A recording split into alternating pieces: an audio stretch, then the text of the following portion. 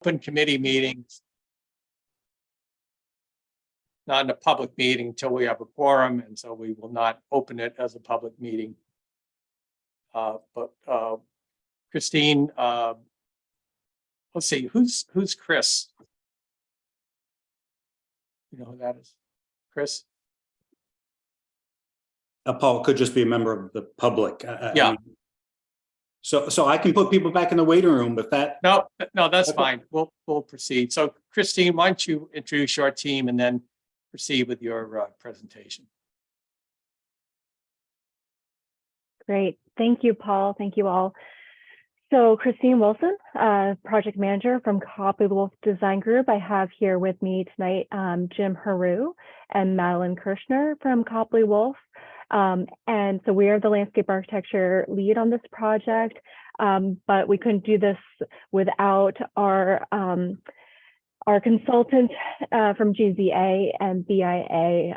So Ryan is a civil engineer, project manager for the whole engineering team from GZA, and Leanne Davis is the architect on our team. And so I'm going to walk through kind of a presentation. I'm going to hand it off at kind of key points to Ryan and Leanne to chime in. And then at the end of the presentation, we would like to do a survey. So I'll walk us through all of that. So if you just give me a moment to share my screen. This right. Share the screen. Just try and make this a little bigger. Okay. Are you able to see my screen? Yes. Yes. Perfect. Okay. So welcome. Scituate Harbor Park. This is SHARC meeting number 2. So following up on our first meeting, which was the kickoff to this project, this one is a little more about the site analysis to date and programming. So tonight we're going to go through the project schedule and the project website. Then we're going to go into site inventory analysis, coastline considerations, building considerations, open space programming. We have 2 scale comparisons to go through. And then, as I mentioned, we'll do a survey, and then we're going to open it up for discussion for the rest of our time together this evening. So first up, project schedule. If you have a phone nearby, you can open up to the photo and use that QR code in the top right corner. That will bring you to our project website. And but if you don't have a phone nearby, totally okay. There's a screenshot of it in the middle of this slide. And so far, the only thing up on it is the project schedule, which is the screenshot on the left there.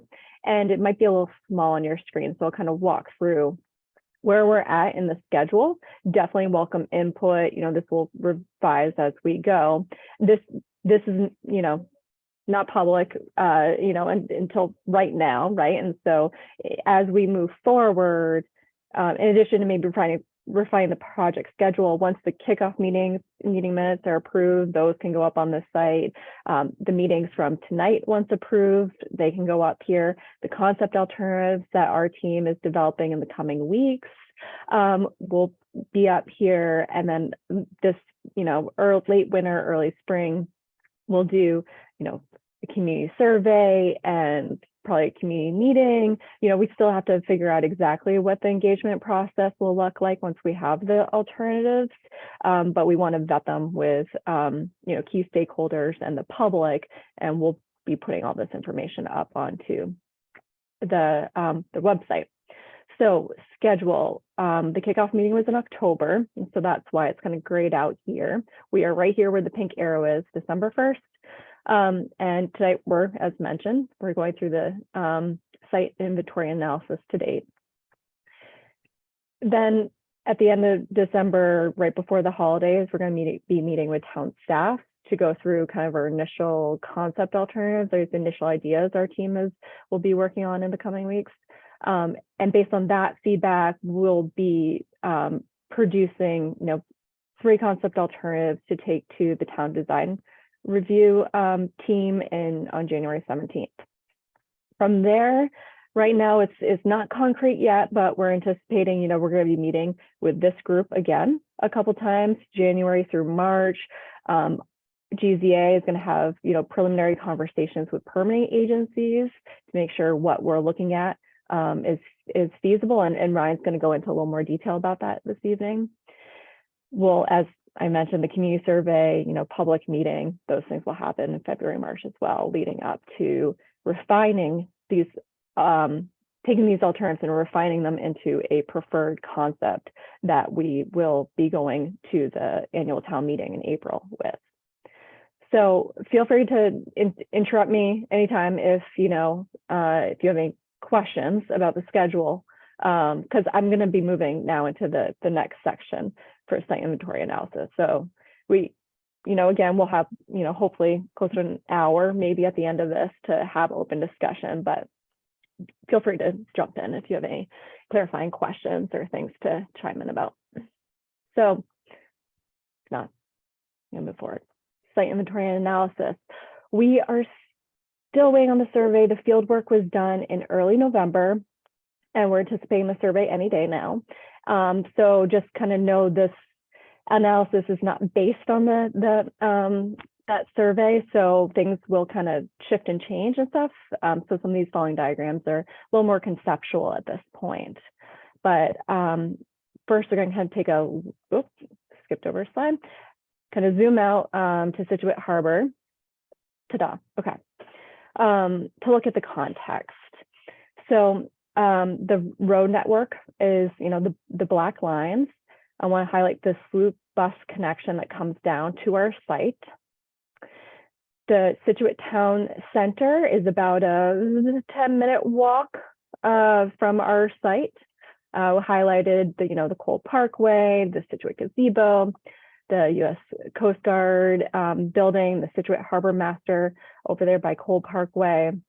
And then to the right of our site, or north, boat clubs, yacht clubs, museum beach, etc. And of course, across the way, the Scituate Maritime Center and the Scituate Lighthouse on the point. We've, been thinking long term, and talking with Corey about how cool it would be to have this harbor walk that connects from the property the town recently acquired, around past the Maritime Center, through Scituate Town Center, past the site, which is kind of the midpoint on this whole harbor walk route, all the way out past Museum Beach, the Scituate Lighthouse. So kind of thinking again long-term about a harbor walk like that shows us that this site is in a really prime kind of midpoint location. Lastly, we've highlighted in pink and blue the flood zones. So floods, the pink is the VE flood zone and the blue is the AE flood zone. And so Jericho Road is really kind of splits those two zones right by our site. So Ryan and Leanna are going to get into a little more detail about what it means to be in a VE flood zone in this presentation. To kind of zoom into our site a little bit and angle it kind of an axon. As I mentioned, Jericho Road is that boundary between those two flood zones. Hatherley Road offers kind of this nice direct view to the water, but it's currently blocked by the Pier 484 building, as you all mentioned in the kickoff meeting. So the Scituate Harbor Community Center, Pier 484 building, of course, right here, that sloop bus stop, and it's a turnaround here, which I think is important to just note, that this is the point where the sloop, to our knowledge, turns around in the parking lot. Across the street is Scituate, the tavern. There's a culvert, from what we know, that goes under the building, and there's outfall point kind of right where my mouse is. Then we have kind of residential butters across the street to the south, the privately owned marina to the north, and you can see their property is in front of the building. How this project site that we're talking about is kind of that pink outline, so it extends out to the mean low water line. Ryan can get into this detail, but in Massachusetts, the the properties go out to the mean low water line. So that's the mean low water line here versus the mean high water line, kind of at the back there on the kind of the slope of that riprap. The town-owned parking lot is just to the north of the harbor marina. And as we've had kind of preliminary discussions, we can dig into a little more as we move forward about parking and how, you know, relationships between this site and that parking lot and the marina, how maybe that could be kind of negotiated into a configuration that works, you know, kind of best for all in the long term. So hopefully I can move forward. There we go. Looking straight down the site and just with some photos from our beautiful rainy day kickoff meeting. So up at the top left here is highlighting yellow. Those street light poles, quite interesting that they land right really in the middle of those 7-foot sidewalks. So just want to point that out and note that. This is that kind of culvert line right here, the blue that goes through. I already mentioned the sloop kind of turnaround through this site. As kind of walking around the site, top right image, that's the northern kind of property line with this fence and how the building is right up against that property line. And this is that marina parking, and then parking around the other side. Down kind of to this point, this is kind of shaded in like this purpley color here. That's a granite seawall. It's a lot more vertical than as you move kind of to where the orange is, which is, you know, it doesn't have as steep a batter. It's a little more relaxed. It has vegetation at the top, but it is kind of sparse vegetation, kind of poor conditions. It's a really kind of a narrow strip at the top of the riprap in front of the head-end parking.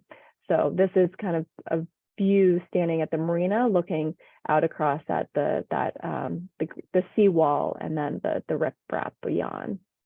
And then finally on the southern edge, here's a photo of the fence and tree line along the residential property to the south here.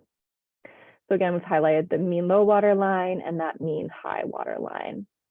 And I should also mention the impervious parking lot, you know, 67 spaces.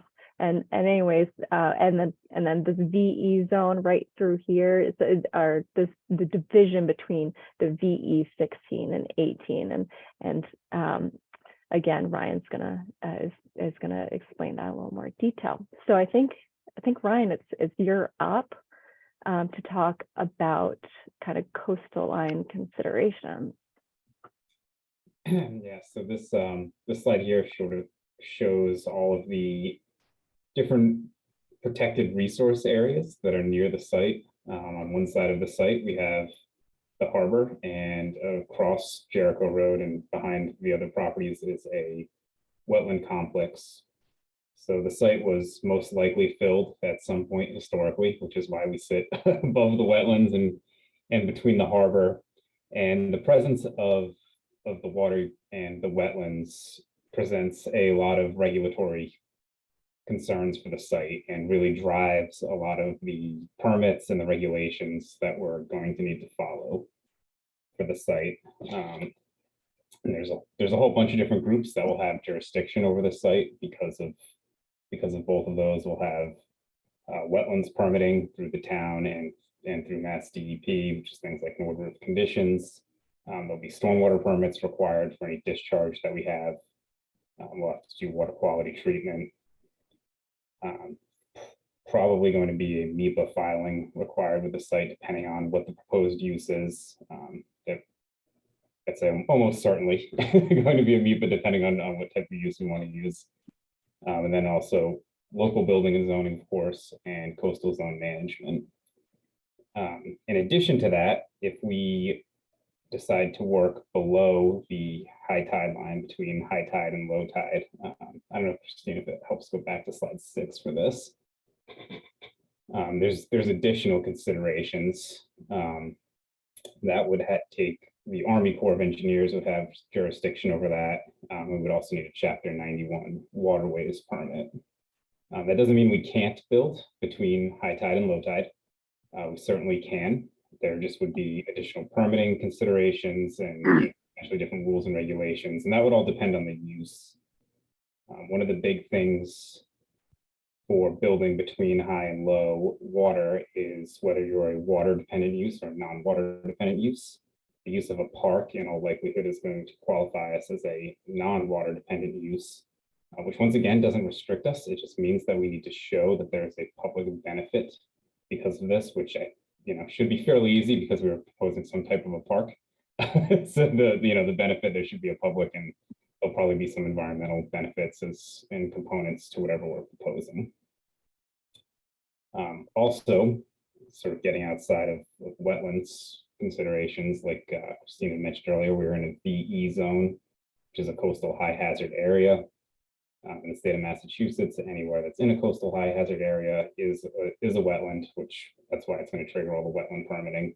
But in addition to that, as you can see with that base flood elevation at elevation 18 and our site being at elevation 8-9, our site is going to flood under significant storm events. And there's considerations for buildings with that, which I'm going to leave to a later piece in the presentation, but it also means that whatever we put on the site or whatever the site design is, it needs to be designed to be a floodable site. And that's, for a park, that doesn't necessarily have to be a very difficult thing to do. It just means we need to design the park in a certain way that has certain textures, certain protections, so that the park doesn't erode when it's flooded, and also in a way that the water is able to exit the park. We don't have some type of wall or something that traps water in when the site floods. We can head to the final slide. And then, of course, a big part of this project is we are on the water's edge, and we are on the coastline, and we're going to want to do something with the coastline. Currently, like we had previously mentioned, the coastline is a mix between sort of a granite block bulkhead and a stone revetment, which you can see here, sort of considered gray or harder techniques. And as part of this design, and maybe something that we want to consider, is incorporating some type of green techniques into our shoreline protection.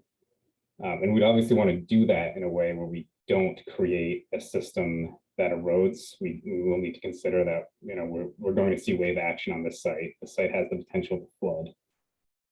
But like you can see on the living shoreline graphic, that doesn't mean we can't produce some type of living shoreline potentially in the intertidal zone, potentially at the top of the stone revetment. There are options to incorporate plants and greenery while we certainly probably wouldn't recommend pulling all the riprap out and trying to plant the slope. I don't think that would be something that would last for a long time, but there's options that we can consider to incorporate some of the living shorelines into the site if that's of an interest to this group and the public.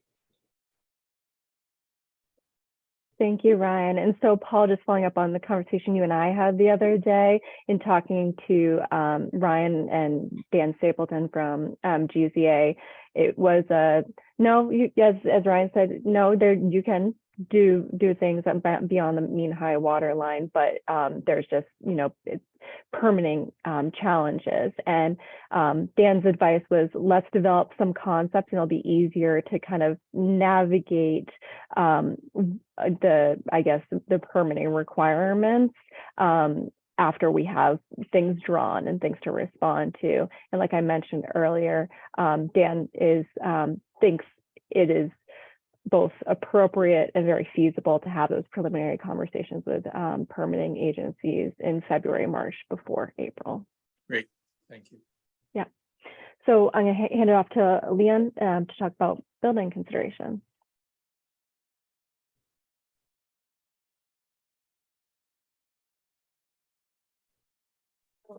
You're muted, Leon. Sorry about that.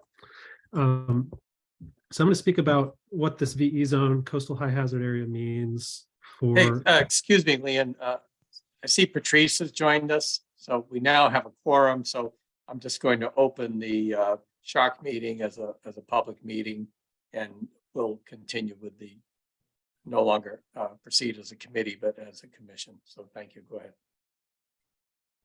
Sure. So from a building code perspective, there's really two main drivers here that are going to be an impact on what we can do with building a structure, whether that be a building or a pavilion. The first driver that the code recognizes is that a VE zone is a floodable site. So over the lifespan of anything we build, the code is recognizing that water is going to be flooding probably more and more frequently as sea level rise occurs, and things that historically may have been relatively infrequent events are expected to occur more and more frequently, and potentially even could become annual occurrences, say by 2080. The second driver that we have in the VE zone specifically is the forces imparted on any structure by wave action. So because of those two criteria, the code refers to FEMA's flood elevations and dictates that any building be elevated above what they call the base flood elevation. On our site, we have two base flood elevation zones. There's a transect that essentially splits the site in half. So the northern part of the site, any structure would need to be elevated above NAV D88 elevation 16. To the south, it's NAV D88 elevation 18. Relative to existing grade, that would put the bottom of any building that we were to construct about 7 to 9 feet above existing grade. Go to the next slide. So looking at that in section, this diagram is showing the key flood design datums and how they relate to the site. So recognizing that any occupied building or structure would need to be elevated up above the BFE, our primary challenge becomes access. Getting up to that elevation would require roughly 100 to 125 linear feet of ramp. Experientially, there's also a challenge that people typically don't want to climb a large flight of stairs or ramps to get into a building. So that's something we would have to address. And it's particularly challenging in this case because from a site civil standpoint, we're not permitted to just do fill and raise the existing grade significantly, because as Ryan was describing, there's some restrictions to what we can do to the site and ground plane for being in a VE zone. We are allowed to build open-sided structures, and certain program accessory structures are allowed within the floodplain, but that's a conversation that we have to have with the permitting authorities. And typically that means storage and things like that, or structures that are removed in the event of a storm surge.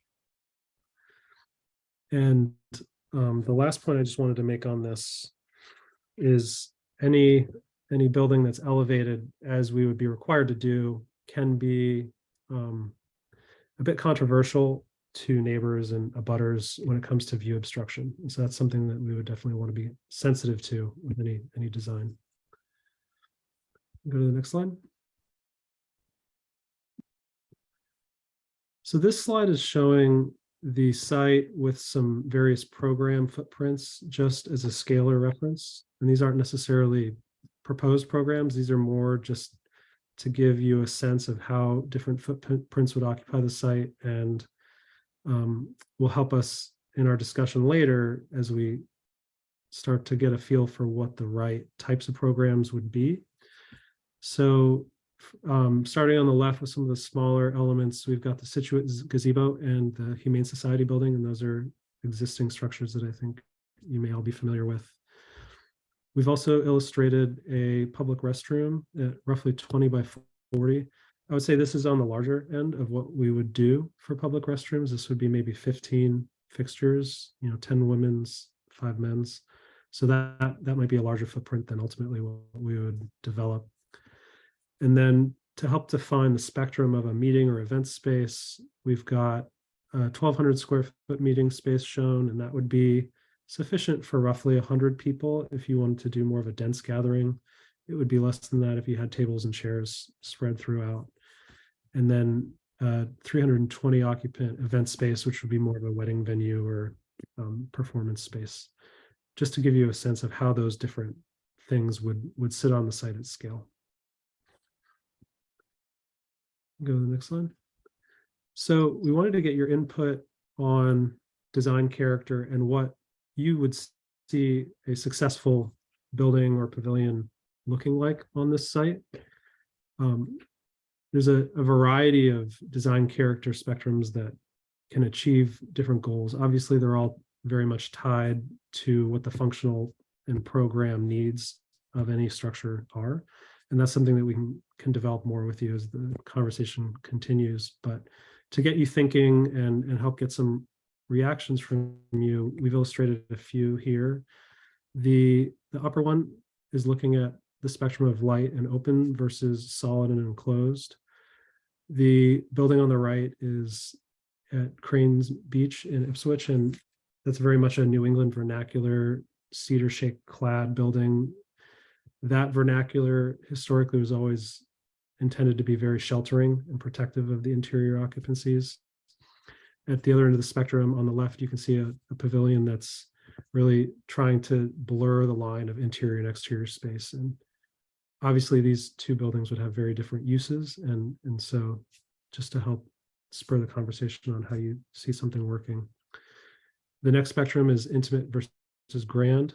As we've heard from you, there's an interest in event and meeting space. So is this a small gathering venue where families are going to sit and have picnics, or that there's going to be yoga, or is this a large venue that's going to have large gatherings? And then lastly, there's a dichotomy between ornamental and functional. And not to say that you can't have both in a design, but it is worth thinking about what's the driver here. Is it a design that's really meant to serve a purpose? Is this shelter for picnic benches, or really just keeping you out of the rain for a specific activity? Or is this something that's more expressive and sculptural, that when you look at it, you say, oh, that's the Scituate Pavilion? And obviously there's a spectrum there as well. It doesn't have to be one or the other. It can be a combination or something in between. Go to the next slide.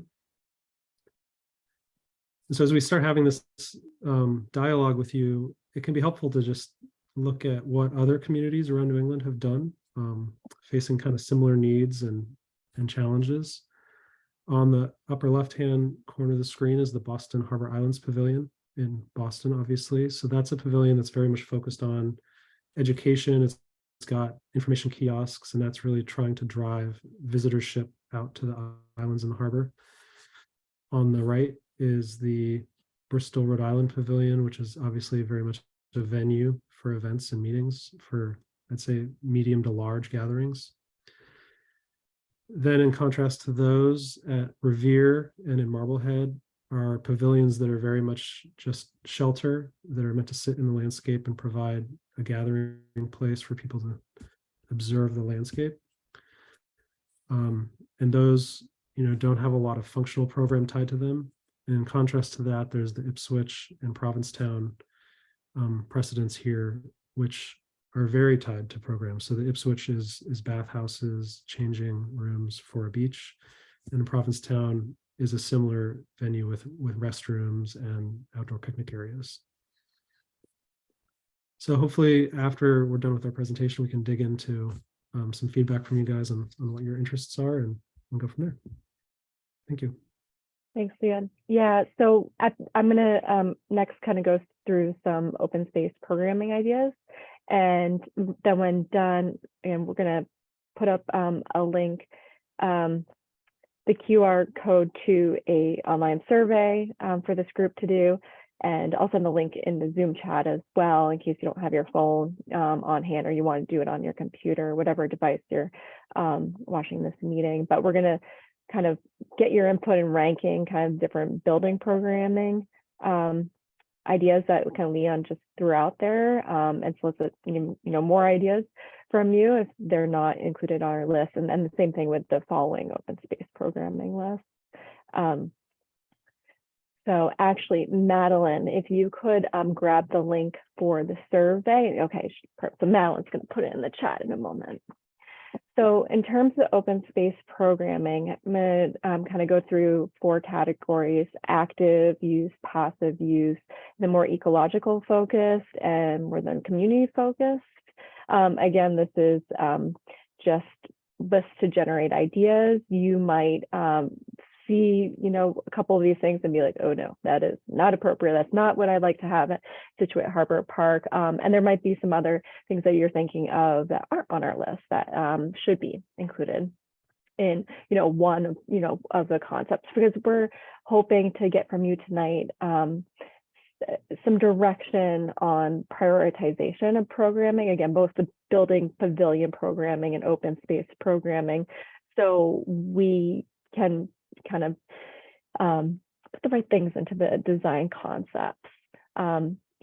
One programming might not be in all 3 concepts, it might be 1 or 2, and anyway, that will kind of very much depend on what we hear from you tonight. So first up, active uses. Some things that came to our mind were an open lawn for yoga. We know yoga currently takes place inside the Pier 44 building. So a place outside for that, or under a pavilion, place to kind of toss around a frisbee, bocce ball court, exercise equipment, maybe for all ages. If you're going along the harbor walk, this is the moment to kind of work out outside. Maybe that's not what you want at this place. Same thing with splash pad. Yes, no. Life-size board games. What about recreational fishing? So again, it'd be great to hear from you all tonight about these programming ideas. In terms of passive use, so less about kind of running around and moving around, but places like an open lawn for picnics, or swings, hammocks, places to rest, therapeutic garden, picnic tables, viewing platform, place to take wedding photos, we've heard before. Here's an image of swings and hammocks. Or what about a floating dock? Really gets people down to the water where they've launched their kayak, like on the adjacent boat launch, they can kind of paddle over to the park. And then more ecologically focused about nature play elements. Pollinator habitat, bird watching opportunities, Madeline, sorry, I'm blanking. A bird blind. Thank you. Sorry, she's right behind me, obviously. A bird blind. And then what about resiliency interpretive elements? I mean, this is a sign that talks about, something specific, but we can, celebrate or communicate resiliency, the sea level change that we've been talking about tonight, and how this site introduces, nature-based solutions for resiliency that could be really creatively incorporated into the landscape, opposed to just like a sign like this. Anyways, these are different things we're thinking of. And then finally, more community-focused programming, pop-up event space. We've talked about art before, pavement murals, sculptures. This is interactive, solar-powered dance floor, community gardens, community bulletin board. Like, is this a place really for community to gather? The main point where there's, a tree lit or something comparable to the holiday tree lighting, and, a place for the bandstand or other, farmers markets, art markets, etc. And then finally, I mentioned the resiliency interpretive elements. So what about more cultural, celebrating kind of the history of the site?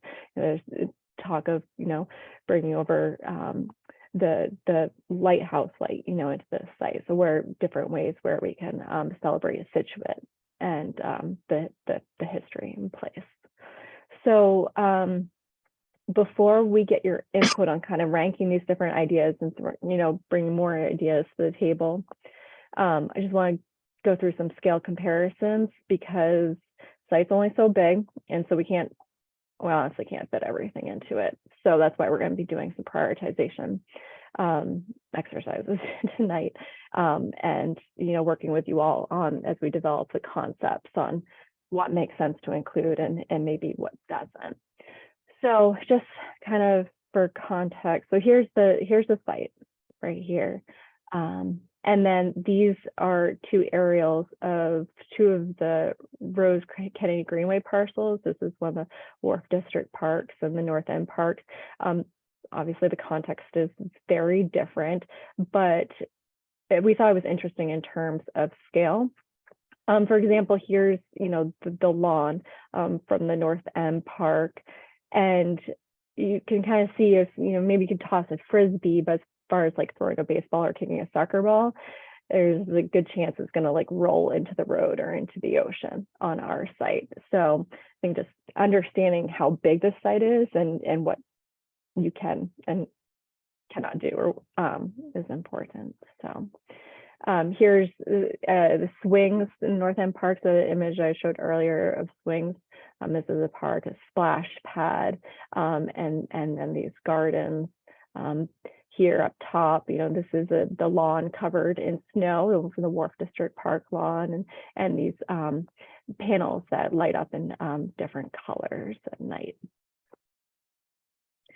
And then another site down the Bristol Harbor. It has that vent pavilion that Leon showed earlier. And so you can see it here, and this is the scale of this space, how that relates to our site here. And this hard vertical bulkhead edge with kind of impervious space, but then to the north, just to past it, right, to the north of it is the kind of more green space, and you can see this kind of boardwalk along the edge and the planting, and there's the lawn back behind it. And others can chime in too from our team. So, but just two more to go through. The showing the Nelson Memorial Waterfront in Plymouth, just if you're familiar with it. This site, so this is twice as big as shown here. What fits within our site is the kind of the splash pad and the playground, just kind of for comparison. And then this is a waterfront park down in Beaufort, South Carolina. We were talking about the kind of the edge the other day. This kind of harbor walk along here brings you right up on the water. And then beyond it, this kind of active lawn that can be used for events, and kind of this pavilion that this adjacent to the lawn. You can tell in this picture especially how kind of loved it is, and the market here, the market stalls, etc. So any kind of questions before we kind of move on to the survey piece? Yeah, I've got a question on, it's going to be very difficult to put an enclosed building on the site, but what about a restroom? We do anything, given the limitations we have? What about, I think a restroom is pretty important to this property. So one solution that we'd be interested in getting your feedback on, if you think it's something that you'd be interested in, would be a removable restroom building. We could do with composting so that it's not hard plumbed, and composting technology has gotten pretty sophisticated in recent years, so that they don't smell, they're not dirty. It's a very green and environmentally friendly technology. Something like that we could literally place on the site, and it could be moved away in the event of a storm surge. That would give us some flexibility also in terms of the design. So it's not going to look like necessarily just a porta potty sitting on site. You could do something more intentional. Alternately, another idea is if you wanted to go lower cost than that, we could do a structure that would house porta potties and essentially conceal them and make them decorative. Those types of solutions, I think, are easier to achieve on this site. If we wanted to go for a more traditional plumbed building, that really, I think, would have to be elevated. And so that brings us over to those other challenges that we were describing earlier. Pretty sure we don't want to go porta potty. Yeah, there's one of the things we started talking about just today, which in really when we think of portable bathrooms, we do think of porta potties, which if you're having someone's having a wedding, they might be bringing in some supplementary services like that. But there are portable trailers as bathrooms as well. And this just came up as we were discussing things today. But I went to a party in on the coast in South Carolina. I'm sorry, in South Kingstown, Rhode Island, and the party hosts actually had these trailers, which were luxury bathrooms, essentially on wheels, like almost like little mobile homes, and which were just removed after the party, and it prevented the 200 people or so who were there from going inside the house. And they were accessible. They had ramps and things like that as well. So what Leon was getting at was, if we have this closed-in structure, we're restricted by those constraints that the diagrams shown earlier by Ryan. That's correct, right, Leon? Yes, so a removable structure doesn't have to play by those rules. And so it wouldn't have to be a porta potty. It could be something much more upscale and something intentional. And there are ways even to conceal the fact that it's removable as well. So I think that would be the direction we would try to steer you towards. Okay. Yeah, I've seen those. They're really very luxurious. Yeah, the one at this this person's party was like, I was ready to put one up by my beach house.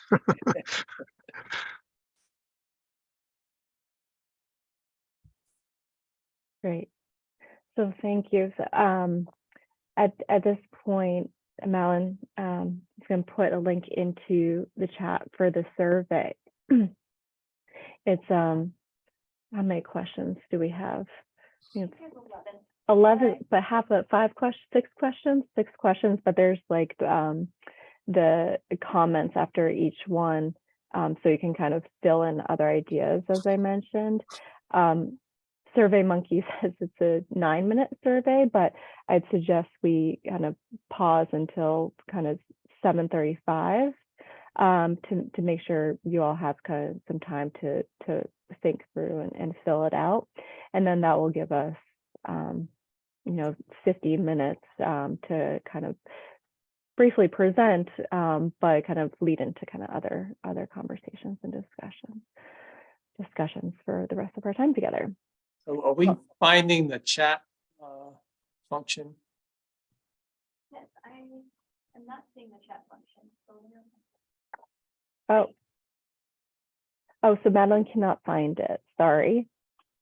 Mr. Chair, could I just pop something into your minds before I jump over to the advisory board committee? Yes. I want to ask the committee to keep in mind that whatever we put down there, someone has to maintain it. Someone has to be responsible for it.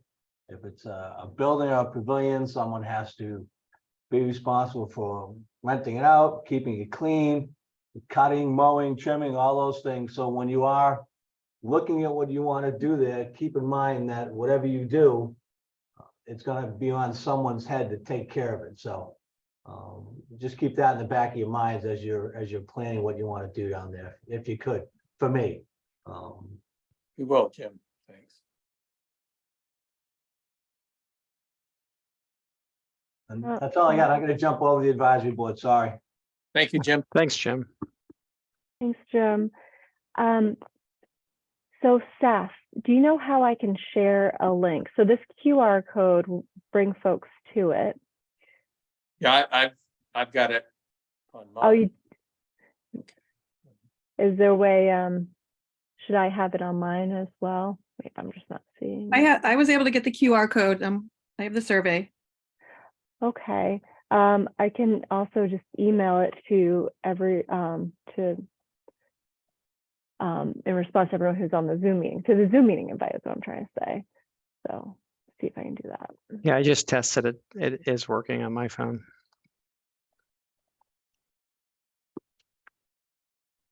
Yep, no problem here for me. I can access it. I I have can it. try to- Okay, you got it? So does everybody have it, or are there certain people that are missing it that cannot get it?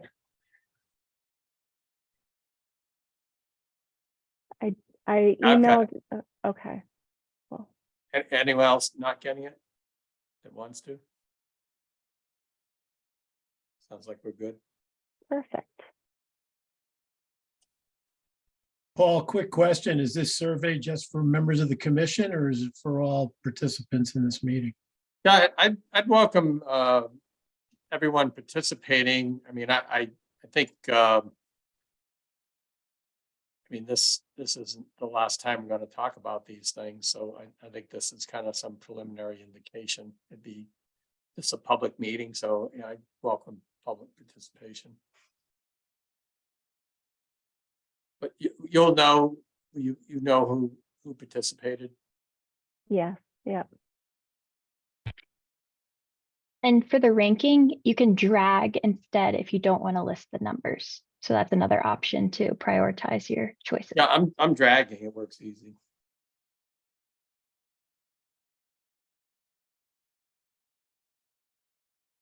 Yeah, in relation to Jim Boudreau's question about maintenance, clearly a public bathroom is one that's going to require maintenance. And that might be a part of a different conversation, because certainly maintaining a park, whether it's grass or some sort of facility, is going to come up in conversation, and it should. So I don't know if you guys are having sidebar conversations about this, about what's budgeted for the future, but I wouldn't be surprised if other members of the public actually have that same question at some point. Hey, who's taking care of this? Where's the money coming from, et cetera, et cetera. It's worth sort of having it in our minds in regards to whatever it is that we're planning here, where not just whether it's going to exist structurally, but also how does it exist sustainably in terms of its future, from both environmental but also its financial future. Yeah, pretty sure we don't have any storage space for trailer portable restroom structures. Right, and that's why, there's also, it's not part of the imagery for this, but to avoid raising the site 9 feet or a structure 9 feet, the Cambridge Crossing, which is a fairly new development in just across the river from Boston. There are these very nice looking composting toilets, not unlike some of the things which are plumbed. You find along the canals in Amsterdam, but these are composting toilets, and they're very clean. They're slick looking, modern. And these are some of the things that you could look at, saying, well, can some of these things be considered, at least in regards to removing them from the site in the event of a storm? But to Jim's point, even more importantly, who maintains them and how are they maintained while they're there?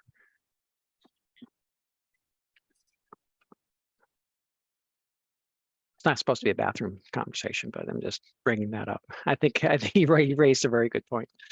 But if it's town-owned property, wouldn't it be the town's responsibility? But I did receive some information from a community member a while back with some of their ideas that I'd shared early in our process. And she had suggested starting sort of like a Friends of the Scituate Harbor Park 501c3 to do some fundraising for maintenance and other upkeep and things like that. I don't know if bathroom cleaning was part of her ideas, but it's definitely something she had suggested. Yeah, it might even be that it's a vendor that you have coming in to maintain things. too. And that's part of your process in terms of like who's involved in the park. So at some point, it might just be a management aspect from a town control, whereas this outside vendor is someone who's going to come in and then the town's just maintaining the vendor and not the actual facility. I'm pretty sure we don't do that. Pretty sure everything falls under public grounds maintenance. Outsourcing. Yeah, we haven't gone there yet, I don't think. I mean, there's like take the Cohasset Green. Someone's maintaining that. Right, they're picking up trash, they're mowing the lawns, they're maintaining the skating pond. So yeah, there will be a cost to the town. Well, who maintains your parks? Not you. You have public space now, so I guarantee the question will come up. It's public grounds or, highways and grounds division. Yeah, so that'll question will come up. Was like, I'm sure at some point, if that's someone like Jim will ask the question, all right, well, are you giving me the extra person? So aside from all the environmental concerns that we need to address when we're getting into what the actual design of the program is, to be realistic, maintenance always comes up as that one that is usually thought of as last, but we like to think of it first so we can actually build it into the design.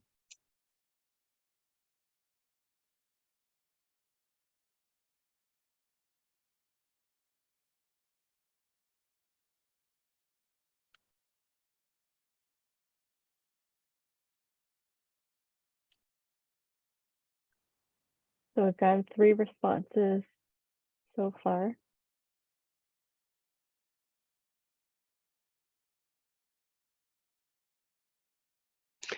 And Christine, this Survey Monkey will not only be for these, but the question was just asked, is it for the general public as well? And I'm assuming the answer will be, we're expecting that. You're expecting to have a basket full of comments that we can sift through as well to help advise. Is that Right. correct? Yeah. Yeah, okay. Yeah, this is just kind of a preliminary, survey, just to get us going as we're beginning the process developing concepts over the next couple of weeks. But yeah, we'll be adding to it. I think the ultimate survey that we put out late winter is going to be a little more robust than this one. Yeah, and I'd say the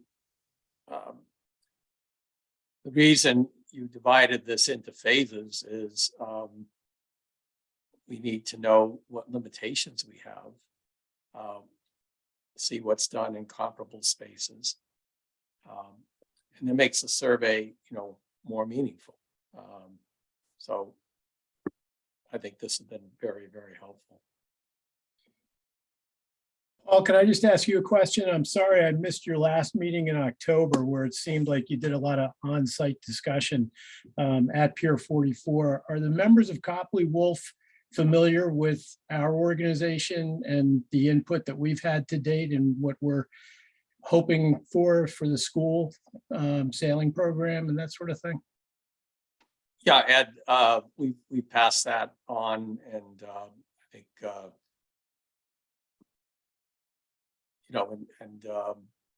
yes, that's definitely an input. We talked about an enclosed meeting space that would accommodate the sailing team and other activities, but until we get information on the site survey, as what are the limitations on doing that, you really can't make a call on that. And what we're finding is it's pretty significant limitations on enclosed site structures. No, I understand that. The open-sided facility, that may provide that's certainly a meeting space, as is the whole property. We're looking at, we definitely want to have restrooms. So that addresses one of the issues you would raise. So I think we're definitely want to keep the sailing team needs in mind as well as all the other interests and community needs we're hearing about. Yeah. But you're welcome to mention anything you want to add on that. Okay, yeah, because there were, the other things that members of the school had discussed as well, but, and I appreciate Liam's presentation about, the flood issues with that location and that sort of thing. A quick question I had on that Ipswich facility, when you were talking about an elevated building, I noticed the stairway and the ramp similar to what we have at the Maritime Center. Is that similar to the elevation that you were describing, Liam, in that building? That is similar, but one difference there is that building has an enclosed basement, which we would not be able to do. So we're really talking a pile supported structure if we were to do an elevated structure on this site. Okay. The vertical delta is comparable, I would say. Okay, I guess just for the sailing team's needs, an open structure, this is a winter sport, so these kids need a place to go indoors to warm up and change, not just, and be able to go to the bathroom and that sort of thing. So if it's not something that's conducive to the design of this pavilion, then perhaps we're gonna have to come up with another alternative as well, but. But Ed, don't you have the option to use the Scituate Boat Club? That's the whole basis of this discussion. They've intimated to us that with these issues coming up, with this project coming up, we're relying on private institutions to volunteer their facility, but it was brought to my attention that you may want to think about alternatives elsewhere in the future in the event that that doesn't work. So, Yeah, because I would think the boat club itself isn't even open to their members at that time when the sale, because isn't oh sailing? no, I get it, but they're the ones who told me to get. Oh, me okay. this in the Okay, first because place. sailing goes what, from March to June? Yeah, exactly. And, the problems that I'm looking at this, I'm going to be long gone by the time this thing's even completed. I'm looking at the future of a program, hopefully going decades from here. So this is just a unique opportunity where you're looking for community input. And although the coach, the athletic director couldn't be on this call tonight because winter sports are starting, the school has intimated that they would like to have some use of this facility if it can be incorporated into it. So I'm just learning a lot about, all the elements that go into this design work. And I just wanted to make sure that, the Copley Wolf folks understood what we were hoping for. We may not get it, may not be feasible given the proximity to flooding of that site and that sort of thing. But, if given the opportunity, we're just throwing our wish list out there. Well, that's appreciated. I think the graphic that Leanne went through in regards to those images really is addressing that wish list. I think the graphic I think Ryan went through in regards to flooding shows how onerous it's going to be to get people from what we think the grade's going to be to what the finished floor of that facility will be if people are expected to go into a building to as you said, warm up. It's one thing to be addressing a bathroom, and that's why we went really quickly to some sort of composting or removable structure in the event of a storm. It's another thing to be looking at an enclosed building. I think that's going to be a pretty heavy lift. We're certainly going to look at those options, and I think the graphic representation of what those options will be will show you what the representation. What did you say? How long was that ramp going to be, Liam? It'd be between 100 and 125 linear feet. Yeah.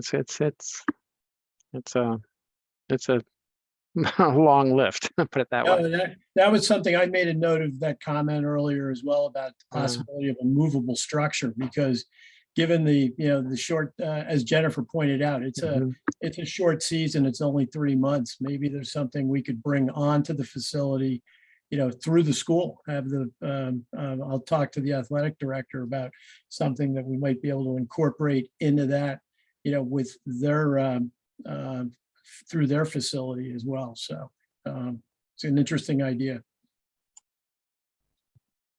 I was on a high school sailing team up in Maine, so I'm very familiar with what it's like to needing a warm place after practice, coming off the water in March, and also like a meeting place before practice to talk about what the drills you're doing that day and stuff. So yeah, well, that's great input. We'll keep that in mind as we're starting to develop the concepts.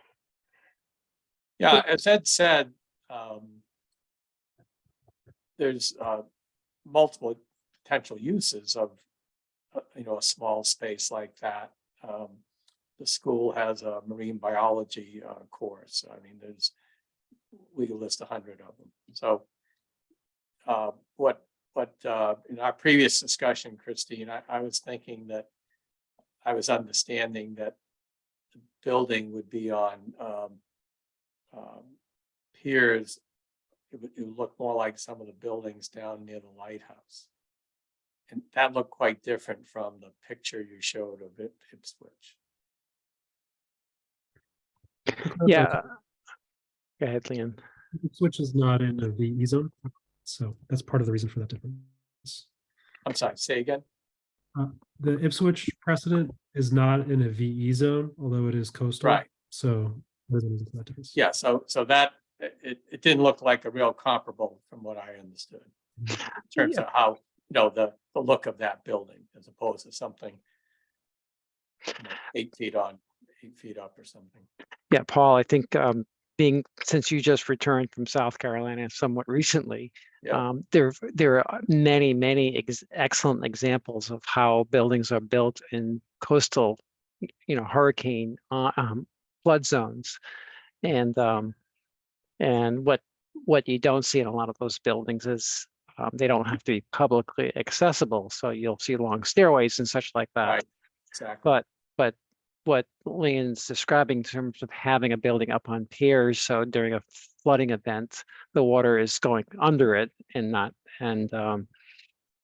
but so then it becomes an exercise. So how do you get people from point A to point B and not have it look like it's taking up so much room on the site that's what the site is all about?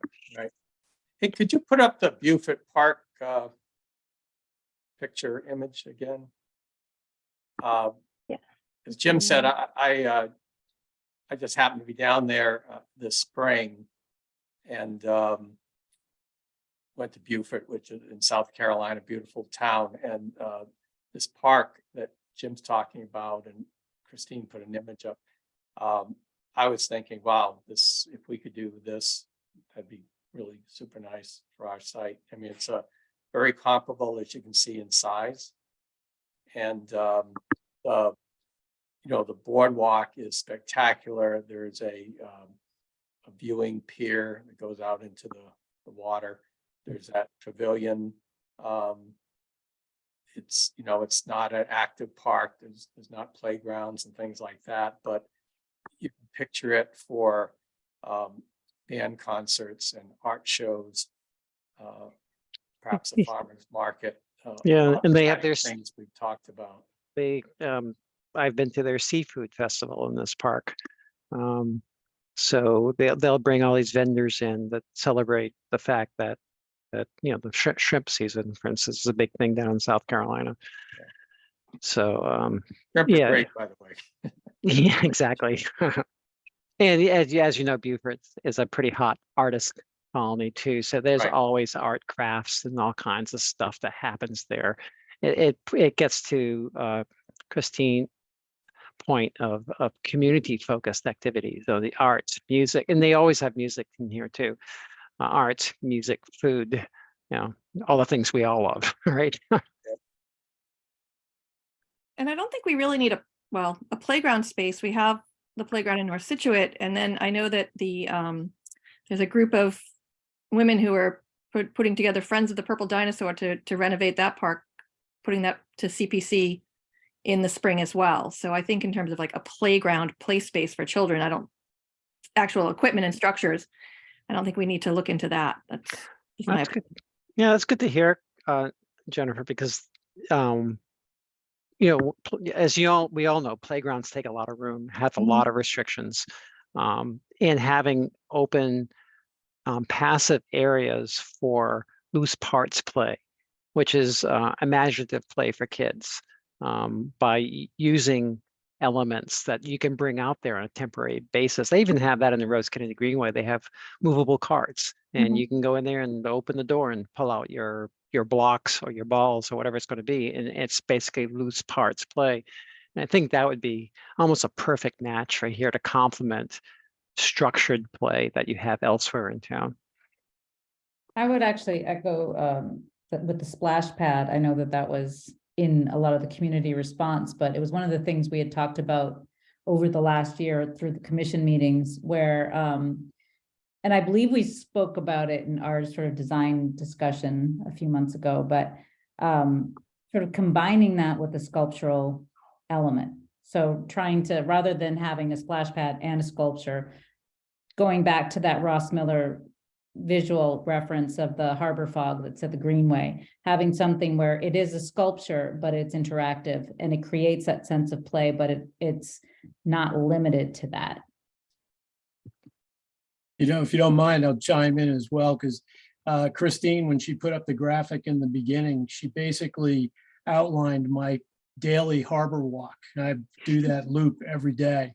And I can tell you for the spring and summer months, if you go through Cole Parkway down by the Lucian Lobster dock in that area, every one of those park benches on a nice day is occupied by either families with small kids and strollers or older couples that are just sitting there with a pizza and a soft drink and looking out over the water. So something that incorporates some benches to sit on. You've got the Scituate Tavern across the street, which has some of the best bar pies in town.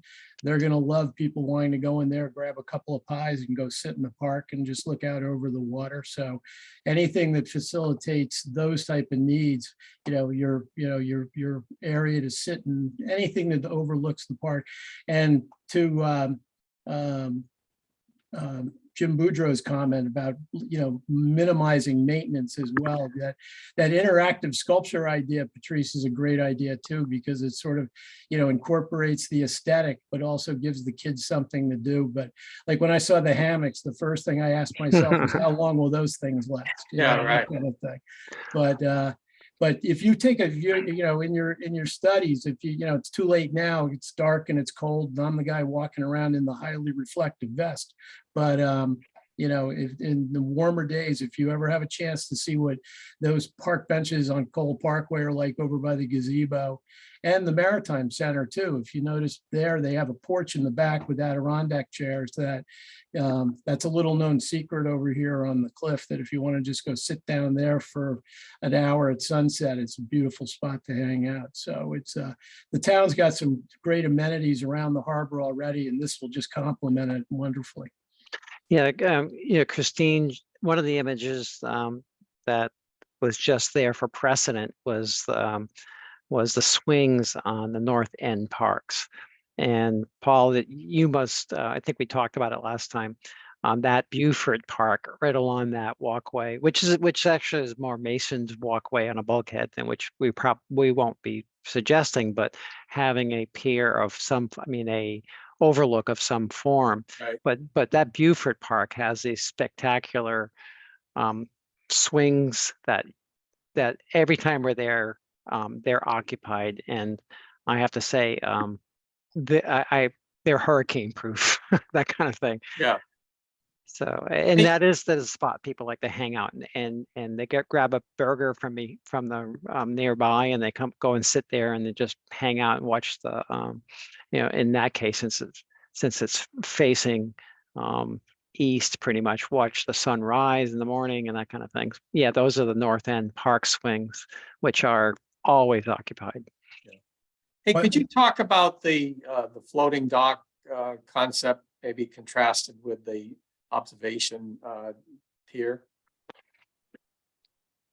Well, we kicked that around to the team. Do you want to bring that up? Ryan, is there anything you want to contribute from a regulatory aspect? Because as soon as you say putting something in the water, Yeah, and I would just say putting something in the water is a high priority for us. Yeah, so a floating dock in particular is going to have some issues, I think, in terms of Army Corps permitting, because the area is already fairly crowded, and I'm not actually sure where we'd be able to get the dock that would actually have access without obstructing existing water uses. That'd be my biggest concern with the floating dock. Yeah, and we've, I think we've had direction from the select board that we're not looking to provide water access from the Mhm. property. That would kind of shift the type of use that I think we're interested. So, to me, we'd be looking more at the kind of observation type pier, or something like the viewing area at the harbor master's office. I would hope something bigger in scope that just increase our utility of the property and beyond the constraints on the land side. Right, yeah, and it's just talking about something that would probably be peer supported coming out over the revetment and onto the water, and that's something that can be done. We just have to have some discussion with regulatory agencies, but there's no reason we wouldn't be able to incorporate some sort of element like that. And that was the intent, is not only to somehow activate the edge, but to activate or to somehow breach in a way that edge as well, to create that sort of exciting moment of having someone, as close to the water as you can be. So the floating dock is probably a bit of a misnomer, because that's implying putting something actually in the water itself. Right. Yes, I think that maybe not something we're pursuing. Could I ask one other just general interest question in the concept of the design? Since you're going to be plowing over most of the parking lot to make this park, will there be any parking for people to be able to go down there? I noticed you had a turning circle for the shuttle, but will people be relying on parking at the Jericho ramp to be able to walk to that property, or will there be actual spaces on the premises? Excellent question.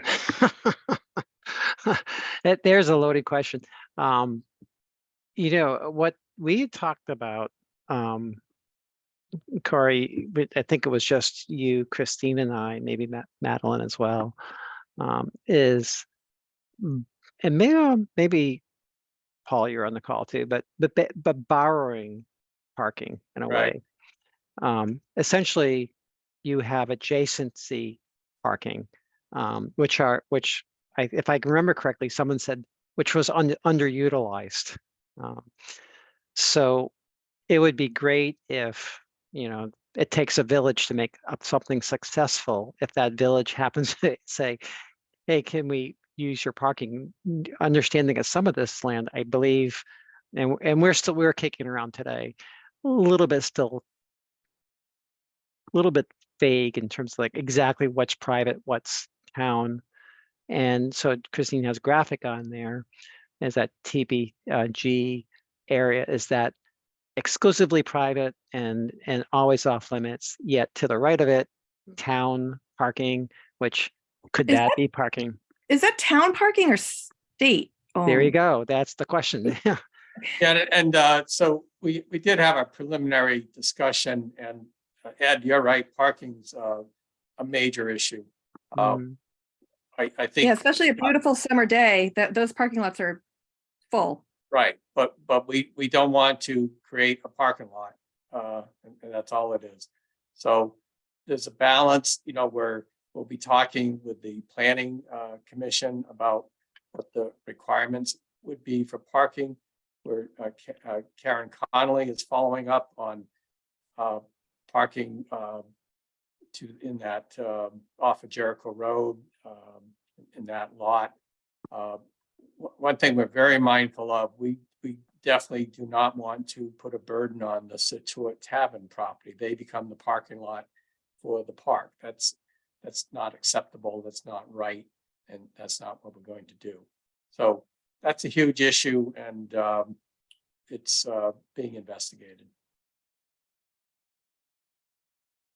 I was thinking of that antique road, the car show that's there every Thursday night during the warmer dip. I think they're there from late May until September. Every Thursday night, there's an antique car show down there. They'll have to find a new spot to go. Cool. Another issue, I just want to make everyone aware of that we're also investigating and done some preliminary work on is, of course, there's a building there now, a community center that's not going to be there when the park's developed. And there are a number of uses of that building. So we've been working with town staff to identify all the uses of that building and help folks find alternative sites.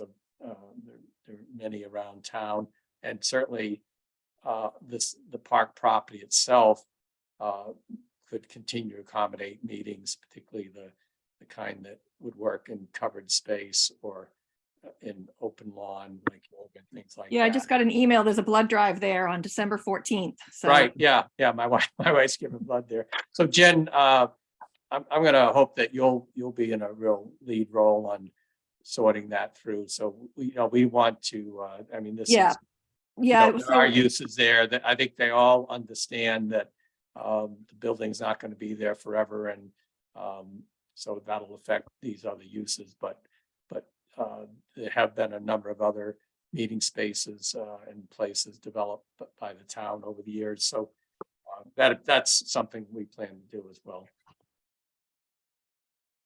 And if appropriate, Jen, we could, based on all of that, we could help put together like a graphic as part of like the public meeting that kind of helps communicate where those uses are going to go elsewhere. Right, yeah, in because town. I think, I'm not sure who was on the email about that, Paul, but there's, we talked about the public safety building has some meeting spaces, and the senior center has meeting spaces. And I mean, even the schools have, some availability in the library. Yep. So yeah, so that's in the works, and so we'll be bringing that forward as part of the public outreach. And one-on-one discussions with the current users. So would it be a good idea then, when this goes full public, maybe there's a simple graphic that shows a plan in terms of what is available nearby for whatever, say, complementary use potentially possible, like whether it's parking or bathrooms or program space or whatever. And that graphic can be as large as it needs to be, so it assuages the people's concerns, saying, well, once this building goes away, where am I going to meet? And we're not looking at it sort of architecturally right now in regards to programming, but if you were doing a facility for a college or a hospital, whatever, you typically would look at where the planning of that space would be, so it opens up new space for something else. In our case, it happens to be a park, and with a maybe a simpler use building on it. Right. So something along the lines of if you had a group meeting there, 18 to 20 people, and then where would we locate them? So we could say, well, there's meeting spaces at the library that could accommodate you, or the senior center. So is that what you're talking about? Yeah, simple graphics, because and I don't, maybe it's just, this won't be a major concern for a large number of the public. But if you feel it would be, to have a diagram that's saying, potential available interior public space programming could happen, a map like this, here are this, and even put some square foot numbers on it, that sort of thing. And that could diffuse a comment or 10 comments for the people who would be concerned, saying, what's going to happen to me and my group. Right. The only person that Rec uses it consistently. I sent all that information to Paul for the 4 programs that are run there.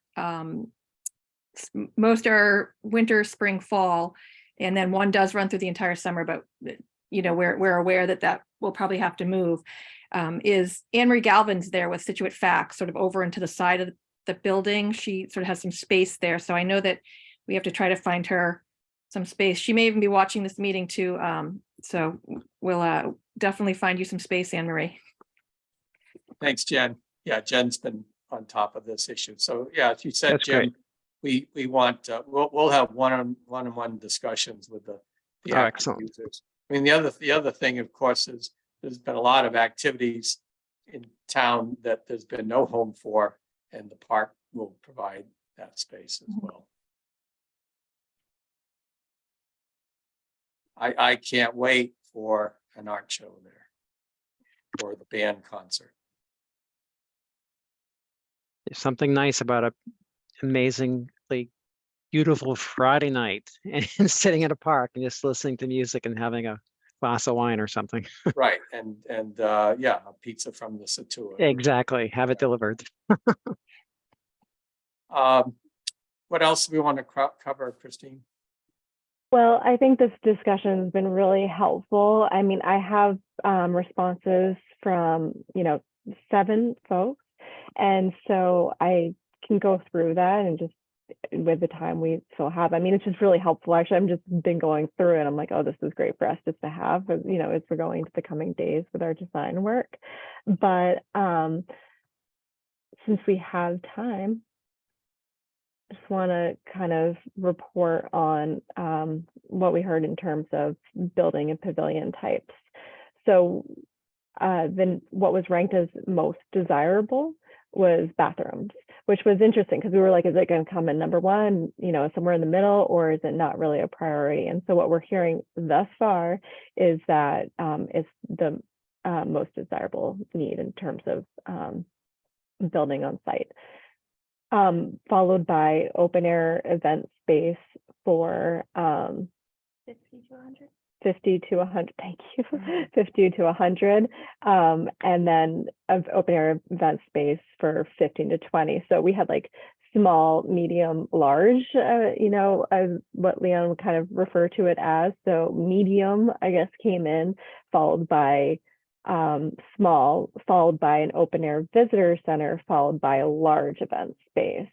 So like 100 to 300, I guess I can, yeah, okay, no, I'm like, yeah. And then the last 2 things were that were listed as least desirable from this list were an enclosed visitor center, enclosed meeting space. In terms of kind of additional comments on it, someone said the pavilion should be distinctive. And then someone else mentioned the Scituate Maritime Center. I'm just wondering if it was one of you all, and if so, if you can kind of explain what you mean by that. That actually was me, Okay. Christine, and you can actually ignore that because I see from these other descriptions that your map shows it located. I just, as a, I was looking at it versus these other examples of dwellings that you were showing in the area. So I thought that would have been a better comparison than the little boat shack down there, but Okay. forget that one. Okay, great, thanks. So then I'm gonna zoom over down to the programming active use slide for reference as I kind of report back on these results. What came in as most desirable was an open lawn for yoga, frisbee, followed by volleyball court, followed by custom swings for all ages, and then closely tied with recreational fishing, and then exercise equipment, and then life-size board games, and then least desirable was the splash pad. And in terms of the comments, Patricia already kind of mentioned, I'm guessing, Patricia, this is your comment, that you're not opposed to splash pads, but if we go that route, it should be combined with like a sculptural approach, like the Ross Miller's Harbor Fog on the Greenway, and that this is part of the culture district and should be an iconic site. We also heard space for music events, car shows, craft shows, food trucks, open lawn passive preferred, exercise and splash pads not preferred. Thank you. Then in terms of passive programming, open lawn for picnics came in number 1, followed by picnic tables, and then viewing platform, and therapeutic garden, and floating dock. We already had that conversation. And then swings and hammocks. So, and then as far as other comments, as with the splash pad, the viewing platform could be combined with an open pavilion.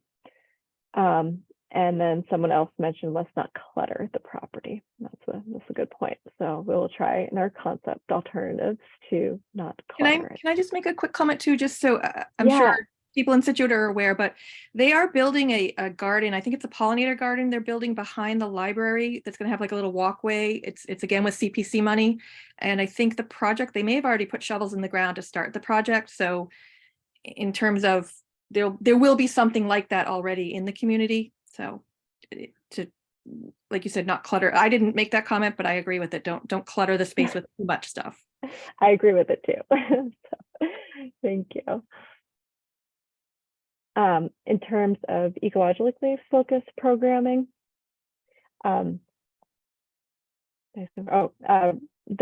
idea of resiliency interpretive elements came in number 1, followed by bird watching opportunities, pollinator gardens, and then last was nature play elements.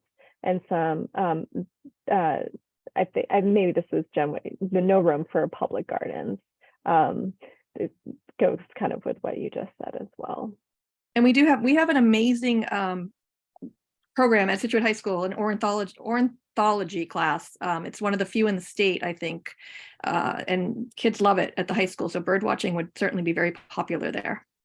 I didn't know about that. That's so cool.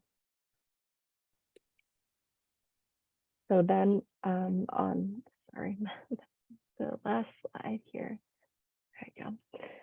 In terms of community focused programming, the pop-up event space, farmers markets, art markets, etc., came in number 1, and then followed by the bandstand and sculptures, and then cultural signage, or cultural interpretive elements, and then wayfinding signage. And we were kind of thinking, as part of that whole harbor walk, like this many minutes to the lighthouse, this many minutes down to the Cole Parkway downtown, etc.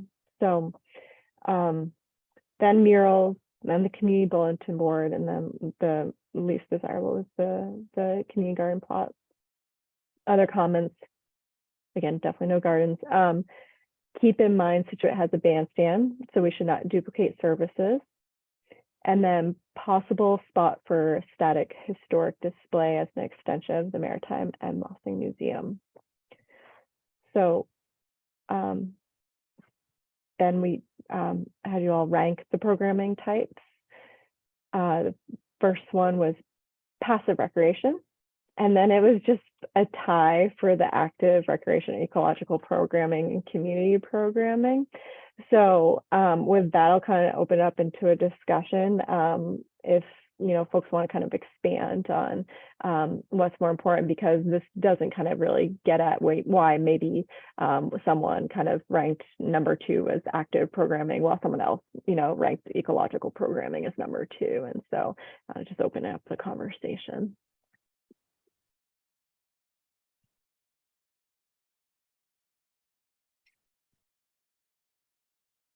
Can I ask another quick question then? Jennifer, maybe you might know on this. I think in the past, we've talked about that land, that the point over down by the Maritime Center, between that and the old Coast Guard building at the end of Sunrise. Is there still a future thought for the town to incorporate a nature walk into that facility? That I'm not sure if Corey may know more about that.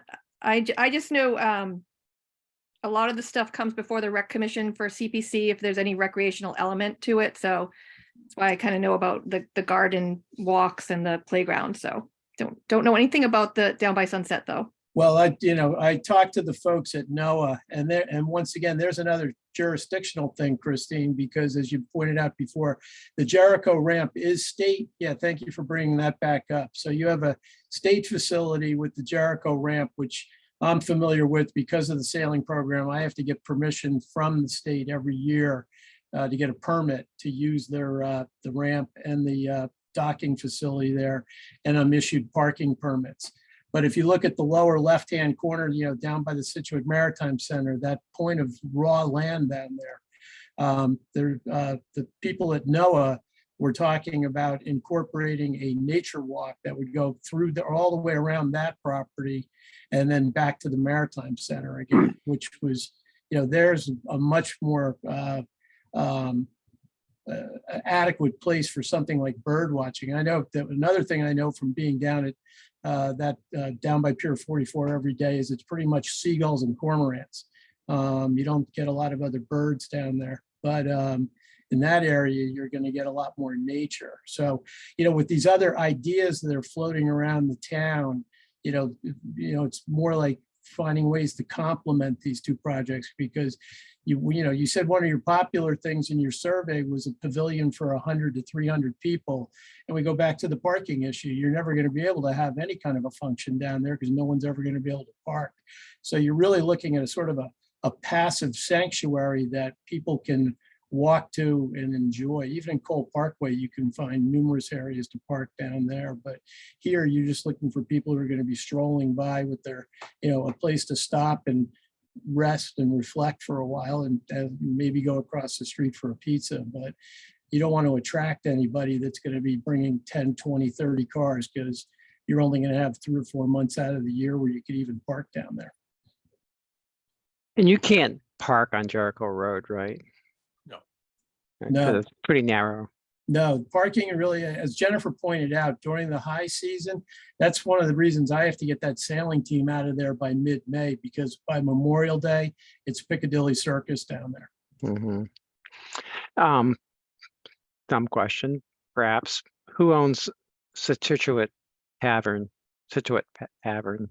Is that Scituate Tavern is a private restaurant, yes. Right.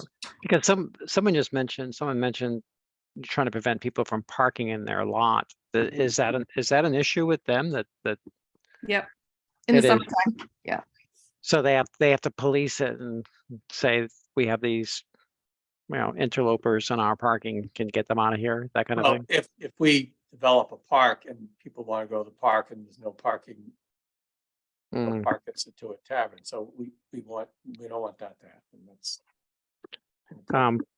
It's Christine, I don't know if you want to bring up that flooding graphic, but I thought it was important to show their building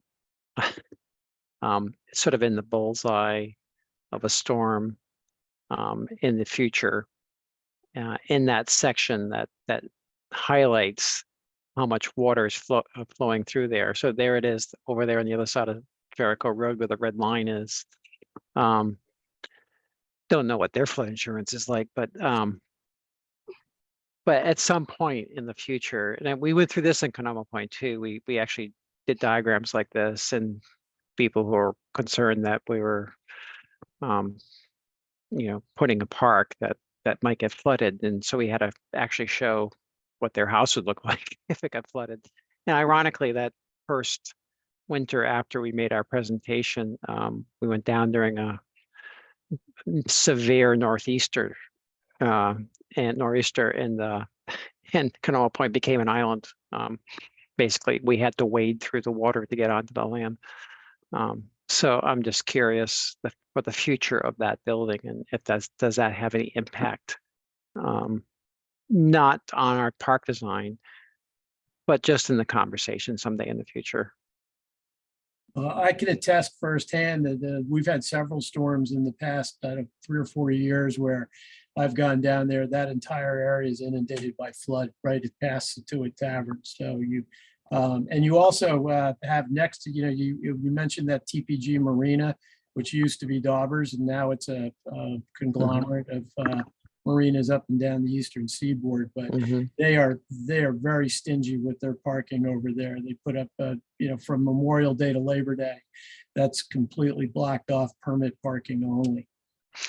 So the other thing we talked about, like we're working on a Buddhist retreat up in New Hampshire, and Buddhists don't really drive, so we don't have too much issues with parking, except twice a year they have this sort of big retreat where people come from all over, and suddenly we need parking for 200 to 300 cars.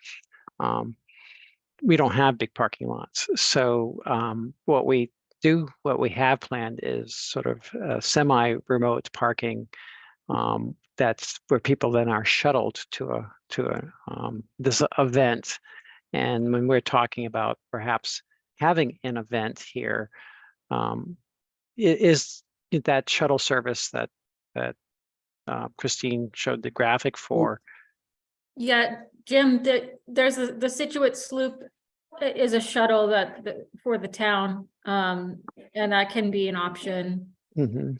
for shuttling people over to the site from a different location. Like Yeah. there's tons of parking at Cole Parkway. Exactly. That parking lot fills up in the summertime, but if there was some sort of satellite event going on at the Scituate Harbor Park, then the sloop is one option to bring people there without them having to drive and park next, right there on site.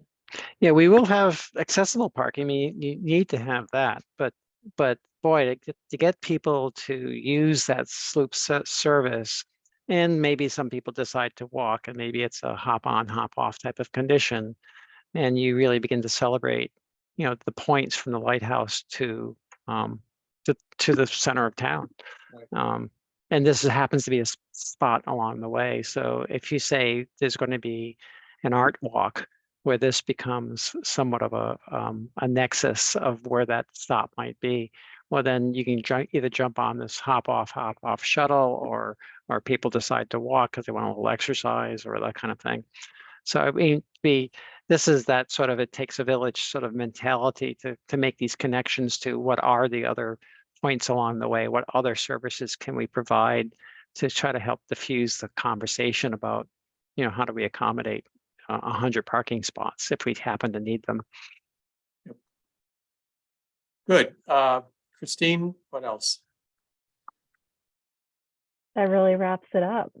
So unless there's kind of further questions or discussion points, I would just say thank you so much for what we've heard this evening, because it really gives us a little direction for the coming weeks. And again, I'm just going to bring up this schedule, but we're I haven't memorized. We're on December 20th. We're going to talk to, as Paul mentioned, some planning board folks, not the full board, but just preliminary conversations with town staff and planning board commissioners to get a little bit of direction on the parking, as one item, just so we can kind of go into the new year and into that January 17th town design review meeting with some good direction from the planning board. Christine, can I just close out, because this seems to be becoming a bigger part of the issue. If you were putting in a traffic facility, I know DOT has those wires that they stretch across a road so they can monitor the flow of traffic. And once again, I can tell you as a daily walker, hundreds of people walk past that facility every day. And you pointed in your graphic in the beginning, that is a walking route from, if you call it St. Mary's Church to the lighthouse. That is one of the most popular walks in the entire region. People come from far and wide to park at St. Mary's or Cole Parkway. They get out of their car and they walk to the lighthouse and they walk back again. And what you're putting right in the middle of it is, as I said before, a beautiful sanctuary that'll give people reason to pause and stop and smell the roses on their walks, especially the ones with the kids with the strollers and that sort of thing. So, I think it's becoming evident that parking is more the issue. And what you really do have to note is if you had somebody sit there all day long and watch all the people walking by on a nice day, you will literally count hundreds of people going by that point. So just the pedestrian traffic is going to be 99% of the people are going to utilize that place. That's Thanks, exciting. Ed. Hey, so I've got a couple of business items for the commission, so Jen and Patrice, don't leave. But I want to thank Christine and your team. Really good work, and we'll be talking a lot more and coordinating when we should have our next Pier 44 commission meeting and the next appropriate milestone. So thank you very much. You're welcome. You know, Paul, before you, Yeah. I loved the fact that you called that piece of land, you know, by the Maritime Center in NOAA as complementary type of program. So, because we're creating, as passive as this park could be, compared to that, an active park. Right. And to say, and to look at that remarkable piece of land just across from there as a complement to this, I think is as a strength worth playing up. And the fact that we can connect it all, great. And Yes. I think that's terrific. That's all. Great. Thanks, Jim. Thanks, Christine. We've got the minutes of the October meeting that we sent out earlier. Patrice or Jen, did you make a motion to approve? Motion to approve the October 14th SHARC minutes. Second. Any discussion? All in favor, say aye. Aye. Great. Commission reports. Jen, anything to report? No, I just brought, at our most recent rec meeting, I talked about the October 14th meeting, sort of introduced the group that would be managing this project, and, you know, everyone's excited. I think there's, you know, it's been talked about for so long that people are wondering, you know, will this really happen? And I'm like, yes, this is really going to happen. This will really happen. Yes. Thanks, Jen. Patrice? Yes, I also shared the meeting discussion with the Scituate Harbor Cultural District and with the West Cork Sister City Partnership. They're both very excited. I was the one who included in the comments about not duplicating services as regards the bandstand. That was the one piece that came out of the Scituate Harbor Cultural District. We do have the Moral Memorial Bandstand on Cole Parkway that the Cultural District has programmed, and it actually runs. We have about 16 weeks of performances every Thursday and every first Friday. And so the committee asked me that I be sure to include that commentary, and that when we're planning for, you know, this site, that either one, that we have one or the other, but there's going to be music going across the harbor that will probably be audible. And that's an historic bandstand, and they're not really feeling that it's such a priority for us to build another one. Great. Appreciate that. Let's see, any comments from the public?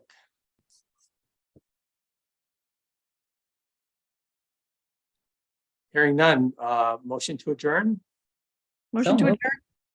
adjourn. Second, any discussion? All in favor? Aye. Great. Well, thank you, everyone. Really appreciate, again, thanks the Copley Wolf team.